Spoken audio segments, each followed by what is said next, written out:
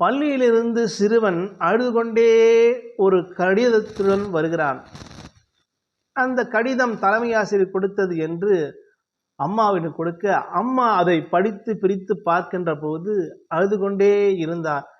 அதை பார்த்து அம்மா என்னம்மா எழுதியிருக்காங்க கடிதத்தில் என்று கேட்கும்போது அம்மா சொன்னாங்க, உனக்கு கல்வியை போதிக்கக்கூடிய அளவிற்கு இந்த பள்ளியில் ஆசிரியர்கள் இல்லை.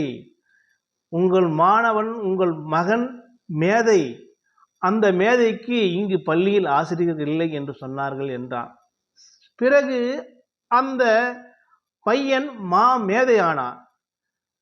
அந்த அம்மா ஒரு நாள் இறந்து விட்டால், இறந்த பிறகு அந்த உடைமையெல்லாம் படித்து பார்க்கின்ற போது அந்த பள்ளியில் ஆசிரியர் எழுதிய கடிதம் கிடைத்தது. பார்த்து படிக்கிறான். அதில் என்ன எழுதப்பட்டிருந்ததால், உங்கள் பையன் மன வளர்ச்சி குன்றியவன், அவனால் மற்ற குழந்தைகளுக்கு பாதிப்பு, அதனால் வேறொரு பள்ளியில் சேர்த்து கொள்ளவும் என்று எழுதியிருந்தது. கண்கலங்கி படித்த அவன் அந்த கடிதத்தில் நான் மேதை இல்லை, என் தாய்தான் மேதை என்று அதில் எழுதி வைத்தான்.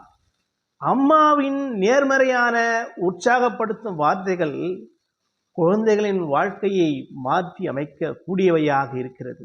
அன்பு நண்பர்களே, அவர் யார் என்றால் அவர்தான் பின்னாளில் சர் தாமஸ் ஆல்வா எடிசன் ஆவார். இக்கதை என்பது தன்னம்பிக்கை ஊட்டக்கூடிய வகையில் அந்த தாய் நடந்ததால் அந்த மகன் மாமேதையானான். வாழ்க்கை தன்னம்பிக்கையின் உச்சத்தில் நாம் இருக்கின்ற வரைக்கும் நமக்கு தோல்வி என்பதே கிடையாது என்பதை ஊற்றாக சொல்லி முடிக்கிறேன். நன்றி, வணக்கம் அன்பு நண்பர்களே.